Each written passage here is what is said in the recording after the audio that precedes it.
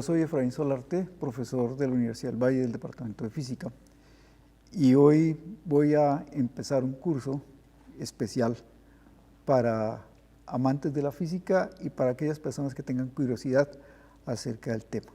Se trata de una introducción a la física cuántica. Para empezar, quiero ponerles una frase de Feynman, uno de los físicos más importantes del siglo pasado, y a quien le debemos gran parte de las ideas nuevas en la física contemporánea, en particular la electrodinámica cuántica y la teoría cuántica de campos. Y para ilustrarlo, quiero mostrarles aquí. Esta es una fotografía tomada por Curiosity desde la superficie de Marte, y lo que vemos aquí, donde dice Tierra, es un puntico azul, que es nuestro planeta. Y aquí abajo vemos un puntico casi indistinguible, que es el planeta Venus. Y esa es la frase al final. Un universo de átomos, un átomo en el universo. Y eso al final de cuentas somos nosotros. Para empezar esto, quiero presentarles una idea bastante interesante, viejita, pero muy interesante, debido a un físico que murió muy joven, infortunadamente, que fue Matteo Bronstein. Él construyó una idea acerca de cómo están ligadas las teorías físicas y el papel que las constantes fundamentales juegan en nuestra construcción de las teorías de la naturaleza. Esa idea, en realidad, después de la muerte de Bronstein, fue propagada por Gamow, otro de los físicos muy importantes, sobre todo en el desarrollo de la teoría de la física nuclear. Y esa idea fundamental es consolidada en nuestro siglo por otro físico teórico bien interesante, que es Christoph Schiller, y lo llamó él el cubo de Bronstein. Y ese es un gráfico que muestra la relación entre las diferentes teorías físicas, empezando por la más bajita de todas, que es aquí, la teoría newtoniana de la física, o sea, la teoría del movimiento de las cosas de todos los días, y unido a constantes interesantes como la constante de gravitación, está la teoría de Newton de la gravitación, y a constantes como la carga de electrón, la constante de Planck y la constante de Boltzmann, encontramos arriba la teoría cuántica. Si nos desplazamos desde la teoría clásica, de la teoría primera del movimiento, hacia arriba, utilizando la constante velocidad de la luz, encontramos la relatividad especial. Y si ahora unimos esa teoría nueva con las otras que salen de utilizar la constante de gravitación, la velocidad de la constante de Planck, perdón, la carga del electrón y la constante de Boltzmann, encontramos la teoría cuántica por un lado, ¿sí? Y aquí arriba estaríamos la teoría cuántica de campos y la teoría general de relatividad. Todo eso, al final, hay una teoría aquí intermedia, ¿sí?, que nos permite de todas maneras ver, es una teoría cuántica que está unida a la relatividad clásica. No es una teoría cuántica de la relatividad, casi.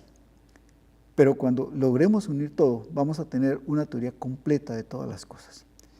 Y eso lo que muestra al final de cuentas, como dice Schiller, es que más allá del modelo estándar probablemente no hay más física. Bueno, ahora, si eso es así, la teoría fundamental para construir la idea del universo tiene dos paticas fundamentales. Por un lado la teoría cuántica, por el otro lado la teoría general de la relatividad. Los últimos años nos han mostrado el avance espectacular de cómo ha sido posible corroborar cada vez más las ideas fundamentales y las predicciones fundamentales de la teoría general de la relatividad. Por el otro lado, parecemos un poco escépticos acerca de la teoría cuántica. ¿Por qué? Porque tenemos en la cabeza una idea ya vieja, ya va a cumplir 100 años, que tal vez no es posible entender la mecánica cuántica. Y esa frase la plasmó Feynman en el año 1965, cuando escribió su famoso libro El carácter de las leyes físicas, en donde dice que él piensa, como dice aquí esta frase, que él piensa que hoy nadie entiende la mecánica cuántica. Y se repitió muchas veces. Incluso En un libro publicado por la editorial Penguin en el año 90 del siglo pasado, sobre un libro que él escribió también antes, que era la extraña teoría de la luz y la materia, se repite esa frase. Nadie puede entender la mecánica cuántica. Contra eso hay una frase muy dura de otro físico muy importante, al que le debemos las piedras angulares de la física moderna, y es Gell-Mann, quien es la persona que descubrió los quarks, que son los ladrillos fundamentales de la materia. Y él dice que en realidad lo que pasa es que tenemos un entendimiento vago, un entendimiento, digamos, falso, en cierta forma, filosófico de la teoría cuántica, y que eso se lo debemos a las ideas que Niels Bohr en algún momento propagó, cuando hizo lo que se llama hoy el modelo de Copenhague, o la interpretación de Copenhague de la mecánica cuántica. Así las cosas, lo que queda es que la interpretación de la física cuántica, que no su validez y que no su razonabilidad, que no su inteligibilidad matemática, quedan reducidas a un plano muy complicado, que es el plano de la interpretación filosófica. Pero precisamente esa pequeña falla en entender nosotros lo que pasa con la cuántica origina muchas cosas interesantes, y las cuales me gustaría dedicarle un par de minutos aquí, y es precisamente que la ignorancia sobre esas cosas, el velo de ignorancia que corre esa frase de decir no entendemos, permite que haya otras cosas, permite que pululen ideas raras, ¿sí? de tratamientos cuánticos, bueno, una serie de cosas. Lo mismo que pasó en el siglo XIX, cuando Maxwell escribió su electrodinámica, y nadie entendía qué era el magnetismo. Y entonces la gente empezó a hablar de que hay propiedades magnéticas importantísimas, que la salud se puede manejar magnéticamente, de la misma manera como hoy pensamos que se pueden hacer tratamientos milagrosos con la mecánica cuántica. Puede que sí, pero lo más probable es que la mayor parte de esas cosas no sean ciertas. Y la charla mía de hoy tiene precisamente como finalidad cimentar bases, porque como científico lo importante no es cómo interpretemos las cosas, sino lo primero es cuáles son las cosas, cuáles son los hechos que están en la base fundamental con la cual construimos nuestras teorías. Y por eso quiero mostrarles qué ha pasado con la mecánica cuántica, qué ha pasado con la teoría cuántica. Llevamos 124 años de desarrollo de la teoría. Empezamos en el año 1900, ¿sí? Con la teoría de la radiación. Allá es donde aparece el famoso trabajo de Planck y la famosa constante de Planck.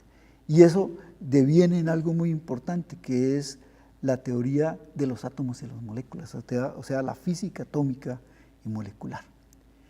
Y finalmente, para que eso sea consistente con el resto de las cosas, se necesita poner la relatividad de por medio. Y entonces aparece la electrodinámica cuántica. Pero eso no se queda allí, porque precisamente los avances en la tecnología, los avances en el descubrimiento de fenómenos, lleva al descubrimiento de la radiación y con ello a la física nuclear.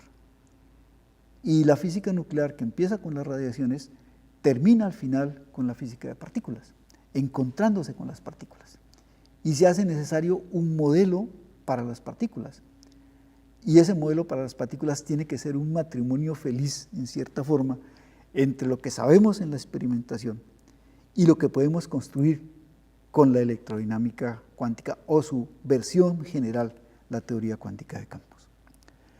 Bueno, por otro lado, hay otros avances que empiezan un poco antes, empiezan antecitos de la revolución industrial, se desarrollan y originan la revolución industrial, que es la teoría del calor.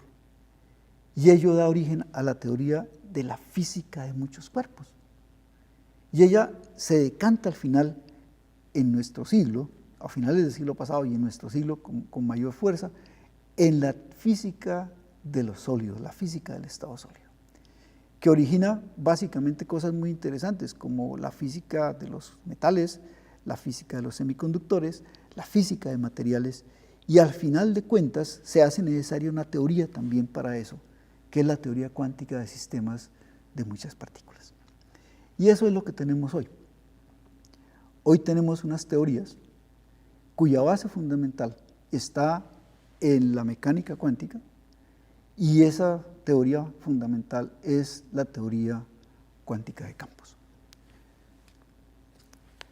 Pero la pregunta es, bueno, si eso es así, ¿qué tanto en el mundo realmente es cuántico? ¿Qué tanto es cuántico? ¿Qué quiere decir eso de cuántico? Pues la palabra es una palabra de origen latino, y en latín significa cantidad. Y lo mismo lo decimos nosotros en castellano, decimos cuánto de, ¿no? Eso es lo mismo. Entonces, pero ahora ese cuánto significa una porción discreta de algo. Y entonces resulta que encontramos que hay porciones discretas de energía, porciones discretas de acción, porciones discretas de carga, de muchos tipos de cargas. Y la clave fundamental de eso es una constante de la naturaleza, que es la constante de Planck, con un valor supremamente pequeñito. Un valor tan pequeñito que es muy difícil imaginárnoslo. Es un 6 seguido de un 0 seguido de una coma, seguido de un montonón de ceros, ¿sí? 34 ceros y después un 6. O sea, un número inimaginable. Imagínense 6.62 partido o dividido por 10, o sea, 10 a la 34, eso quiere decir partido por 1 y 34 ceros. Ese es el tamaño de la constante que permite unir el micromundo. Y eso, pues, parece que, bueno, está en el micromundo, ¿cierto? Pero el micromundo está en todas partes, desde las estrellas hasta la vida. Si tenemos suerte, tal vez podemos correr este video, probablemente sí. No vamos a tener suerte. Bueno, lo dejamos para el final. Pero este video muestra una cosa muy interesante. Estas son moléculas, son motores moleculares que existen en las células.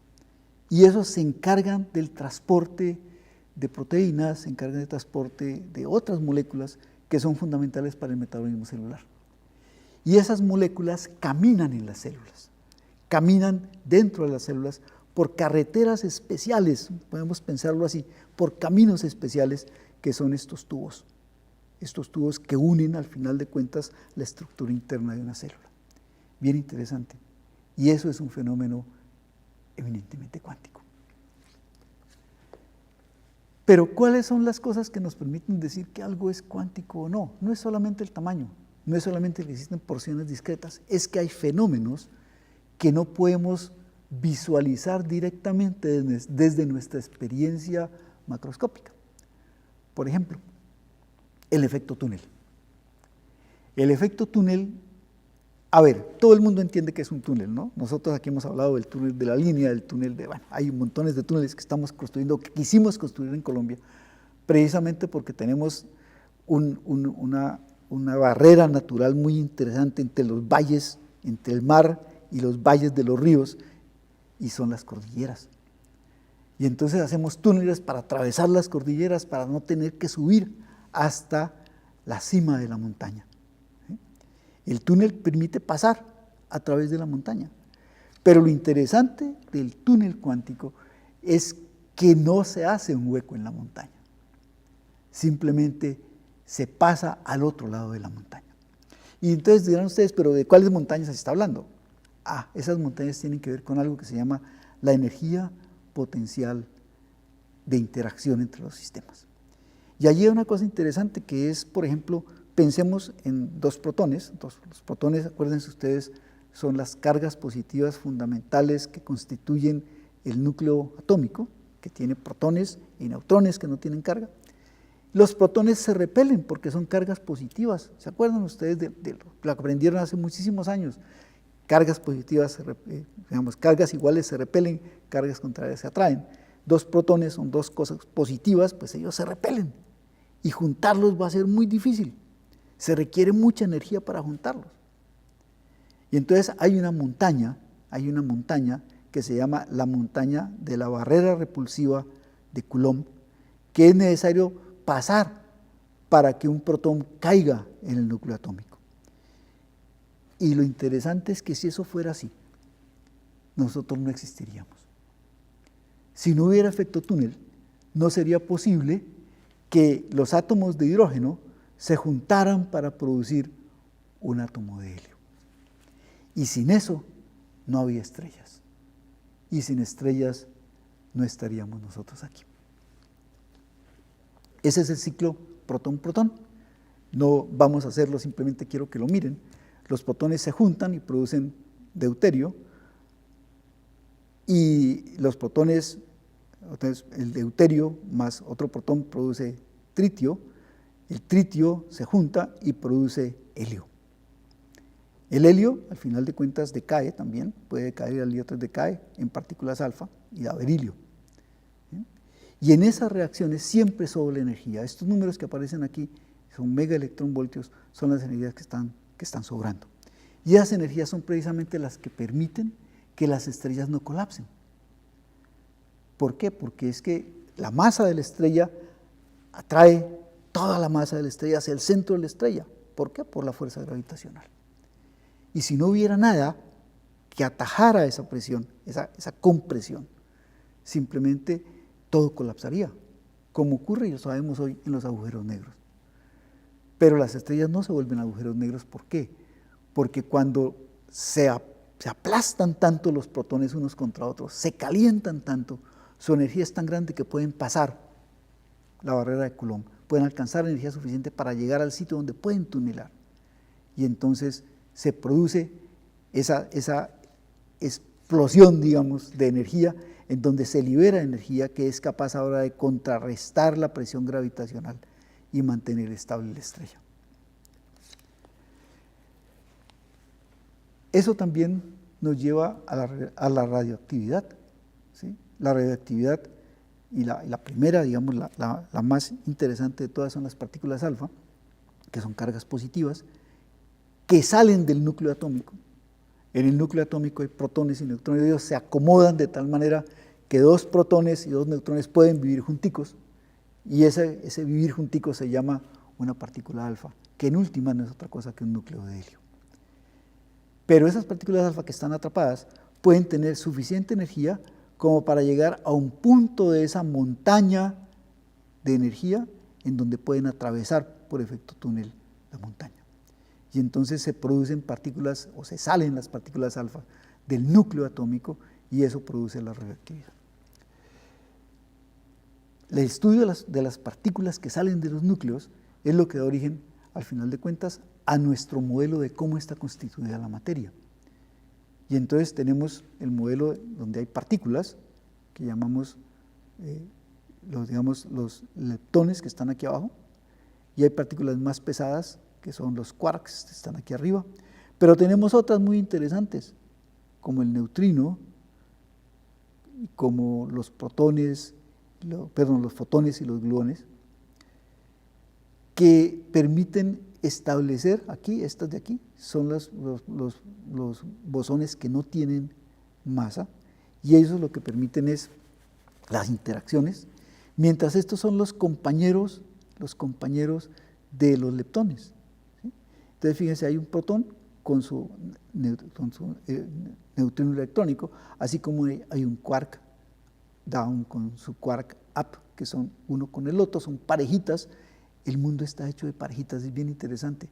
Protón, neutrino, up and down, ¿sí? Muón, neutrino, y ya tenemos el quark, que es el quark extraño y el quark del encanto, y aquí tenemos el tauón, ¿sí? el fermión tau, digamos el leptón tau, y tenemos aquí el top, el quark top y el quark bottom, otra parejita. ¿Por qué es así? No lo sabemos. No lo sabemos todavía. Esperamos saberlo algún día. Pero es bien interesante que ese estudio de la naturaleza nos lleva a encontrar ladrillos fundamentales con los cuales podemos construir una explicación del resto de las cosas. El efecto túnel también es importante en la química. Hay muchas reacciones químicas que ocurren precisamente por efecto túnel. Esto que está aquí pintado es lo que se llama el potencial de activación. ¿Sí? O sea, es necesario tener una cierta energía para que se produzca una reacción química determinada. Si no se puede pasar esa montaña que es la energía necesaria para que se produzca la reacción, pues no se produce. Entonces habría que ponerle toda esta energía, ¿cierto? Pero resulta que eso no es necesario. También en ese nivel se presenta efecto túnel. Y entonces las moléculas pueden pasarse a través de esa barrera y producir la reacción o la sustancia química que necesitamos. O sea, el tunelamiento cuántico es una cosa bien interesante. Sin ello muchas de las cosas que tenemos en el mundo no serían ciertas. La otra cosa interesante es que ese tunelamiento da origen a una técnica, una tal vez de las primeras tecnologías cuánticas interesantes, que es la microscopía de efecto túnel. La microscopía de efecto túnel fue descubierta en los laboratorios de la IBM en Zurich en el año 1981. ¿Sí? En esa época, Binning, que está aquí, era un estudiante de doctorado, ¿sí? del profesor Roeder, que está aquí, ¿no?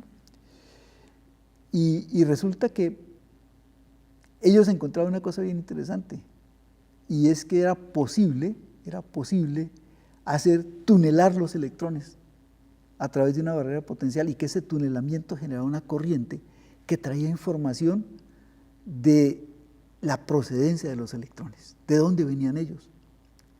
Este es el aparato que ellos tenían, ¿no? Hoy los microscopios electrónicos no son tan complejos como esto, ¿sí? Pero piensen, estamos en el año 1981. Este es un esquema del aparato. Vamos a ver cómo funciona. Entonces, fíjense qué es lo que hay. Esta es la superficie de la muestra que queremos analizar. Esta es una puntica que se reduce hasta que tenga el tamaño de un solo átomo en la punta. Aquí hay unos digamos, electrodos que hacen que esto, que es un piezo eléctrico, se pueda desplazar muy pequeñas distancias del orden de los nanómetros. ¿Sí?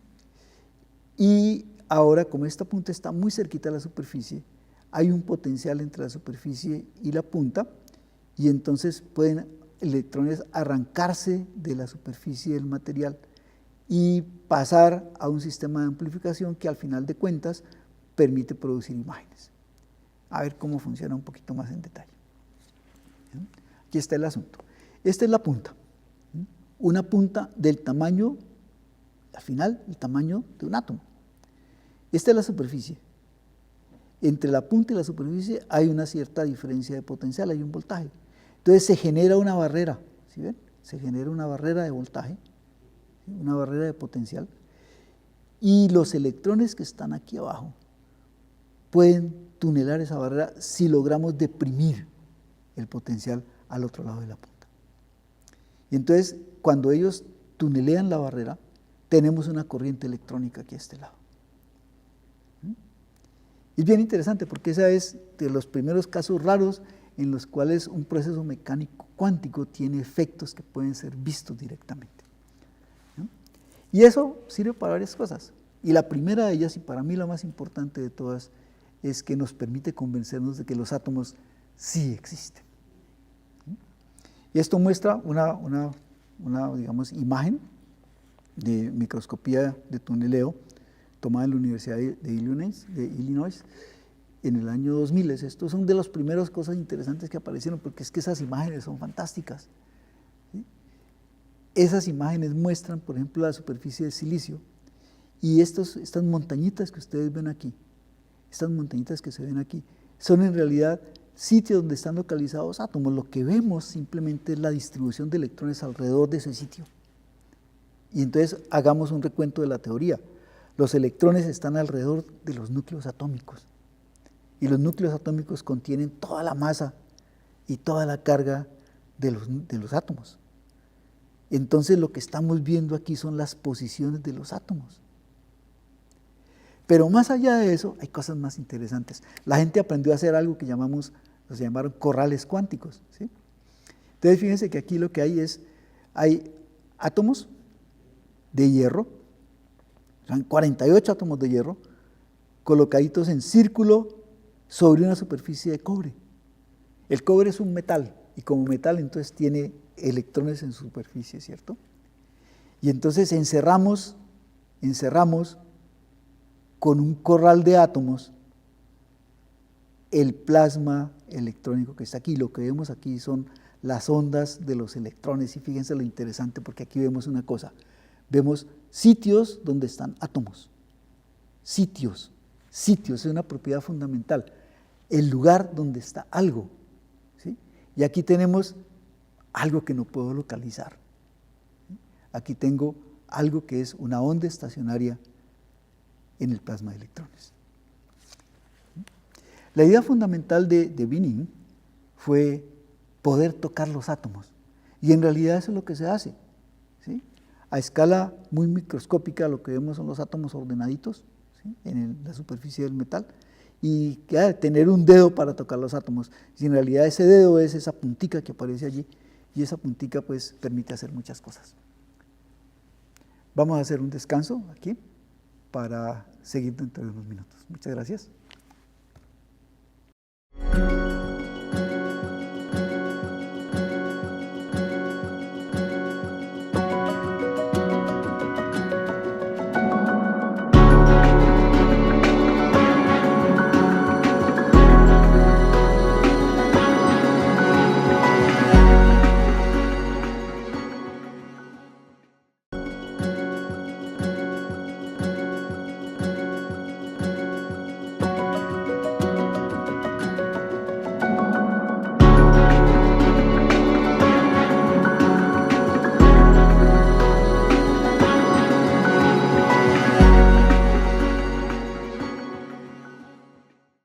Bueno, continuando después de una breve pausa, vamos a enlazarnos nuevamente con la idea de Binning. ¿Cuál es la idea? Poder tocar los átomos. O sea, la realidad tangible de los átomos. Y eso conduce a una cosa muy interesante, y es que si los podemos tocar, los podemos agarrar y los podemos mover. Y eso es lo que ocurre un par de años más tarde, ¿sí? Cuando Donald Eiger logra mover átomos y construir por primera vez una palabra con átomos. Las siglas de IBM fueron escritas con átomos, como ven ustedes aquí, ¿sí? Y eso ocurrió en 1989, o sea, 8 años después de la invención del microscopio de efecto túnel. Ya. Esa es la publicación, y es la publicación como se ve realmente cuando hace la imagen tridimensional, y vemos entonces las montañitas famosas que sabemos que representan la distribución de carga de los electrones, ¿sí? Alrededor de cada uno de los átomos que fueron posicionados en ese sitio. Y bueno, cuando logramos confinar, como les decía en el primer dibujo, en la diapositiva donde hablamos de posicionar y tocar átomos, los corrales cuánticos confinan electrones, confinan los electrones que están en la superficie del metal. Y ese confinamiento muestra, como ven ustedes aquí, dos cosas bien interesantes. Estos átomos están localizados, mientras esto, que es en realidad una onda estacionaria contenida dentro de esas fronteras, muestra un carácter interesante de los electrones, ¿sí? El carácter ondulatorio de ellos. Ahora, ¿pero cómo se construye un corral de esos? ¿Cómo se hizo? Con muchísima paciencia. Se tomó átomo por átomo, y en realidad la técnica no es tomar el átomo y moverlo, en realidad es levantar el átomo de la superficie, mover la superficie y colocar el átomo otra vez. Y si ustedes se ponen a pensar cuánto significó eso en tiempo, se podrán imaginar también cuál fue el esfuerzo de las personas que hicieron ese primer corral cuántico. ¿Sí? Ahora, ¿cuál es la punta superfina que permite ver eso? La ultra sharp probe es una puntita, en este caso es una puntita de plata, y esa puntica tiene 60 micrómetros de ancho y un radio de curvatura de 20 micras. Eso es como se va adelgazando el hilo de tungsteno. Aquí se le pega la película de oro y de galio para que funcione, y aquí es lo que queda, esa puntica finita que tiene, en el extremo tiene un átomo. Y allí es donde podemos agarrar los demás. Y entonces, ¿qué es lo que estamos viendo allí? Estamos viendo ondas estacionarias. ¿De quién? De los electrones del metal. O sea, vemos un comportamiento raro de los electrones. Nos habíamos acostumbrado a que los electrones eran como las bolitas de billar o como las canicas. Y no. Y resulta que aquí vemos tangiblemente una cosa interesante, y es que se pueden confinar y se mueven como las ondas en un estanque de agua. Bueno, fuera de ese microscopio interesante, que es el microscopio de tuneleo, hay otro microscopio que es el microscopio de fuerza atómica. Y ese microscopio utiliza, es en cierto, mucho más simple. Fíjense el montaje. ¿Sí? El montaje. Comparen ustedes, recuerden el montaje de Winin. Y utiliza una puntica también muy fina. Esta pirámide es una puntica. Estos son 2 micras. Esta es la escala de 2 micras. Y eso está contenido dentro de este aparatico, que lo que hace es, miren, ¿qué es lo que tiene? Tiene un piezoeléctrico. Aquí está la puntica que está sujeta a un cantilever, o sea, eso es una barrita que puede oscilar, ¿sí? Y entonces entre esa puntica tan fina y la superficie que queremos analizar, aparecen fuerzas de tipo atómico entre la punta y la superficie, y entonces la barrita se deflecta, la barrita se tuerce, y ese torcimiento se puede ver, esa deflexión se puede ver con un láser. Y el sensor que detecta esos cambios de posición del láser produce una señal que puede ser procesada para producir la imagen de la superficie. Y eso entonces lo que hacemos es así. ¿Sí? La interacción entre la superficie y la punta es una curva como esta. Cuando estamos muy lejos no hay prácticamente ninguna fuerza. Y a medida que nos acercamos, esto se llama no contacto, todavía no toco la superficie. Hay fuerzas de atracción. Hay un punto que es el punto de contacto. Y si sigo para allá, encuentro fuerzas de repulsión. Eso se llama las fuerzas en el régimen de Van der Waals, y eso básicamente es la interacción que permite ver cómo se mueve esa puntica, esa palanquita, debido a la interacción de la punta con la superficie. Y entonces eso permite ahora ver la topografía de la superficie y más cosas. Por ejemplo, esta es la topografía de un óxido de estaño. Si ustedes se acuerdan que el estaño cruje, ahora puedes también entender un poquito, miren, los átomos se colocan como si fuesen como estrellas, ¿sí ven? Bien interesante. Pero más allá de eso, por ejemplo, eso es mica. Es un estudio microscópico de una lámina de mica, ¿sí? En aire, eso ni siquiera ni está vacío ni nada, en aire. ¿Sí? Esto es una escala de 100 Armstrong, y el campo de visión es de 80 Armstrong. Fíjense que aquí se ve como un desorden, ¿cierto? Pero cuando usted baja a una escala más chiquita, ve que eso está muy, muy ordenado.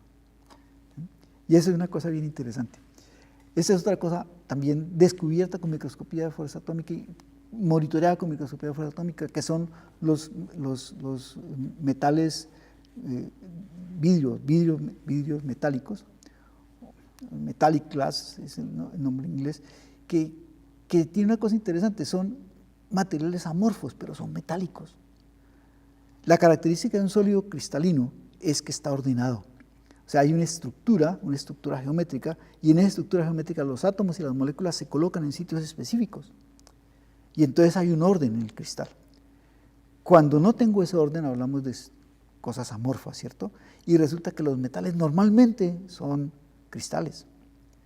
Pero esto nos muestra que es posible producir vidrios, o sea, metales que son amorfos y se van a comportar como los vidrios y tienen propiedades físicas muy interesantes.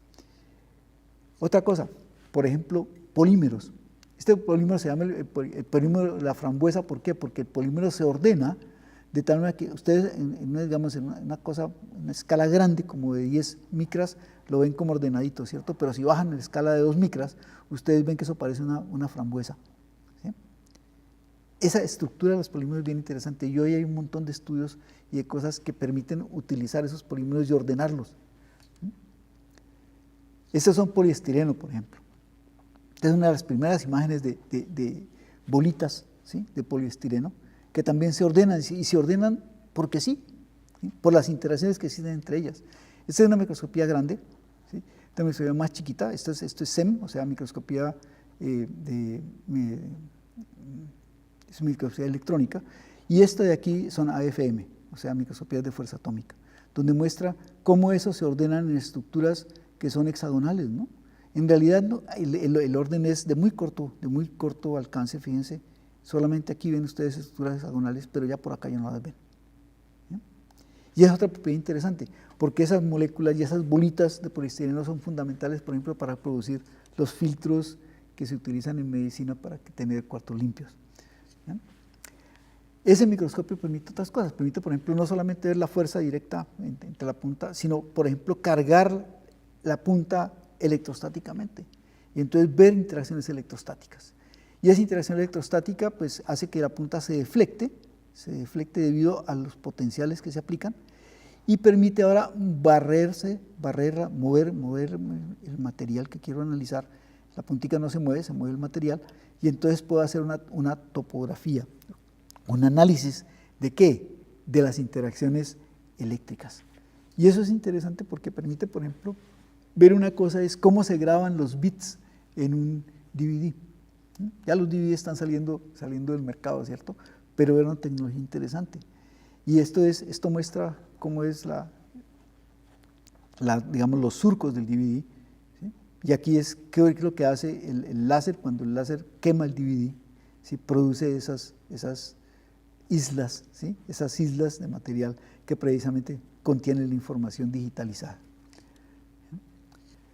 Pero también podemos recubrir la punta con material magnético y entonces usar eso para ver cómo son los dominios magnéticos que están a escala nanoscópica, o sea, estamos viendo escalas del orden de 10 a la menos 9 metros, ¿sí? O sea, de una milésima de millonésima de metro, ¿sí?, cómo es la estructura. Y eso, ¿saben ustedes para qué sirve?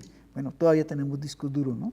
Discos duros cada vez se usan menos, se usan más los discos eléctricos, pero tenemos discos duros todavía, y esos discos, fíjense, aquí hay un crash, ¿no? Se rayó el disco, ¿no? Se dañó el disco. Cuando hago el análisis de topografía yo veo es un rayón, pero cuando miro la parte magnética, allá me doy cuenta que realmente una destrucción completa de la información. La información viene aquí ordenada magnéticamente, y aquí ve cómo se destruye. ¿Sí? Pero podemos hacer más cosas, por ejemplo, podemos ver cómo se ordenan los dominios magnéticos de un material. ¿Sí? Y lo más interesante de todo, podemos encontrar que en la naturaleza hay estructuras también que producen fenómenos muy interesantes, como el color de las alas de los insectos, en este caso de una mosquita. Y esos son nanoestructuras fotónicas que responden a ordenamientos atómicos y moleculares que al interactuar con la luz producen los efectos de interferencia, de esparcimiento y de difracción. Bueno, más allá de eso, lo más asombroso para mí, y me gusta hacerlo porque me gusta decirlo así porque realmente es asombroso, los químicos inventaron una manera de entender el mundo, y ellos usaron el concepto de los átomos y las moléculas. Y resonando sobre eso, lograron construir modelos de átomos y moléculas. Resulta que, utilizando microscopía de fuerza atómica, podemos reconstruir, y eso son cosas que van a pequeñas resoluciones, ¿no? Reconstruir la idea. Este es el modelo en bolitas y palitos de una molécula, ¿sí? Y aquí está lo que se ve con microscopía de fuerza atómica. Esta es la primera, ver la estructura de una molécula, ¿no? Pero, más allá de eso, hemos logrado otras cosas interesantes. Por ejemplo, este es el pentaceno, ¿sí? En el año 2012, en la IBM se logró mirar la estructura del pentaceno. Y en el 2018, bueno, hay más cosas, ¿no? Lograr ver la estructura de las moléculas. Entonces ya no solamente nos podemos convencer de que hay átomos, sino que ellos se unen para formar moléculas y que esas moléculas siguen una estructura y que esa estructura sigue reglas, y esas reglas se las debemos a los químicos. Finalmente, la otra cosa que quería mostrarles es los pares de Cooper. que es simplemente algo así como, pensémoslo de esa manera, el matrimonio de dos electrones a través de la interacción con una red cristalina, a través de los fonones de la red. Y eso permite que los electrones, que normalmente no se quieren, sino que cada uno vive por separado, se junten en un par y se comporten como se comportan una serie específica de objetos en la física cuántica que se llaman bosones. O sea, la diferencia entre fermiones y bosones es que los fermiones, cada uno hace una sola cosa, cada uno está en un solo sitio, cada uno tiene un único estado, ¿sí? Y en ese estado hay un único fermión. Los fermiones en cierta manera son individualistas, ¿sí? Cada uno está en lo suyo y solamente en eso y no permite a nadie más. Los bosones, por el contrario, van todos juntos. Fermiones son los electrones, bosones son la luz, los fotones. Pero así como es posible tener la luz metida, ordenadita dentro de una fibra, de un loop, de un anillo de fibra óptica, ahora es posible mantener pares de Cooper, ¿sí? Dando vuelticas también, ¿sí? Atrapaditos en un anillo de material superconductor. ¿Y eso para qué sirve? Porque esa es la pregunta que siempre nos hacen, ¿no? ¿Para qué sirve? Para detectar, para saber dónde hay, por ejemplo, campos magnéticos, ¿no? Y más cosas, ¿no? Esa es base de tecnologías muy importantes. Por ejemplo, ver los cambios pequeñitos en los campos magnéticos de átomos o moléculas. Y eso da origen, todo esto que está hablando, da origen a algo que se llama tecnologías cuánticas. O sea, eso sí sirve para algo, ¿no? Y claro, cuando empezamos, por allá nadie sabía qué hacer con eso, ¿no? Excepto, me sirve para explicar los átomos, para explicar las moléculas, para explicar. Pero ¿cuál es la utilidad? La gente siempre dice, ¿cuál es la utilidad práctica de la física? ¿Cuál es la utilidad práctica de la mecánica cuántica? Tal vez con eso hemos opacado un poco la importancia que la ciencia tiene con respecto a la vida humana, ¿sí? Porque tal vez pensamos más en las aplicaciones, o sea, en la utilidad, en lo que me sirve para solucionar problemas, que en lo que significa eso en nuestra comprensión, en nuestro entendimiento de la realidad y en mucho en la manera como aseguramos nuestra supervivencia como especie. Porque no es la tecnología solo la que permite que nosotros avancemos, es también la forma como entendemos la realidad y cómo nos comportamos y nos paramos frente a ella, lo que permite que podamos sobrevivir. Y las tecnologías cuánticas forman parte de eso bien importante. Claro, la tecnología es importante para sobrevivir, pero si no entendemos, tampoco vamos a poder usarla y tampoco vamos a poder desarrollarla.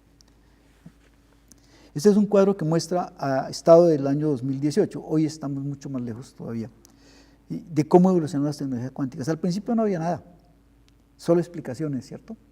Pero a partir del año 1983, con una cosa muy importante que fue el boom producido por los láseres, el láser es el primer instrumento cuántico que sale al mercado para hacer muchas cosas y revoluciona la ciencia, porque el láser sirve para montones de cosas. Algún día hablamos de eso, pero no hoy. ¿Sí? Y fíjense que eso va creciendo, aplicaciones, la gente empieza a pensar, ¿para qué sirve la mecánica cuántica? ¿Sí? Y resulta que al estado de hoy, estos son cuántas patentes se produjeron el año 2018. Japón produjo 30, la Unión Europea 31, Corea 45, Estados Unidos 248, China 492. Y hoy China está a la cabeza de las invenciones utilizando tecnologías cuánticas. La tecnología cuántica, como cualquier tecnología, es la aplicación de conceptos científicos, de ideas científicas, de fenómenos naturales y científicos para resolver problemas prácticos. Y aquí se trata de aplicar la teoría cuántica, los fenómenos de la cuántica, para resolver problemas prácticos. Entonces la pregunta es, bueno, ¿y cuáles son esos fenómenos? ¿Qué tanto nos dicen que la cuántica es distinta a la física normal? Pues miremoslo rápidamente. Primero, hay un reconocimiento que hay que hacer cuando uno empieza a pensar en cosas cuánticas. Y es que nuestro mundo está construido de objetos discretos, de partículas, que se unen en sistemas en los cuales las energías se intercambian también de manera discontinua. Por eso era tan importante que yo les dijera al principio que sí hay átomos y que sí hay moléculas. Y ahora lo que quiero que me entiendan es que esos átomos y esas moléculas se juntan, se unen, ¿sí?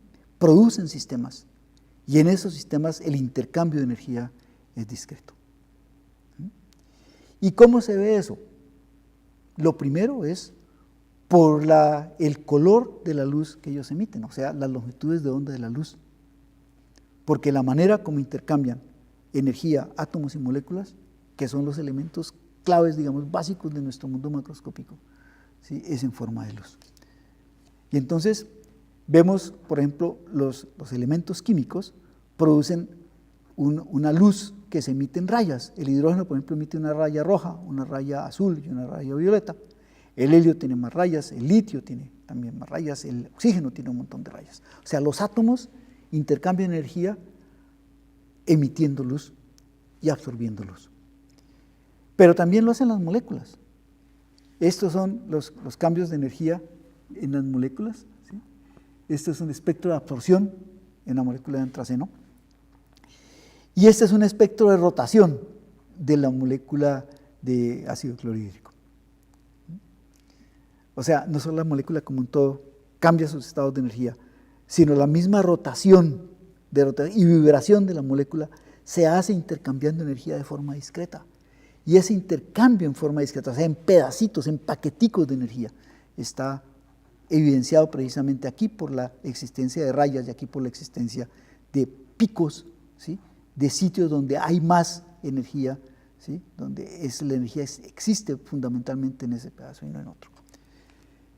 O sea, los espectros de energía son una cosa fundamental.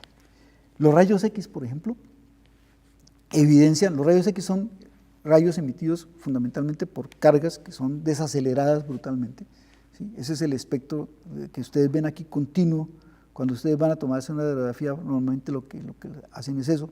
Los electrones se aceleran rapidísimo contra un metal, que en general puede ser tungsteno, puede ser cobre, puede ser.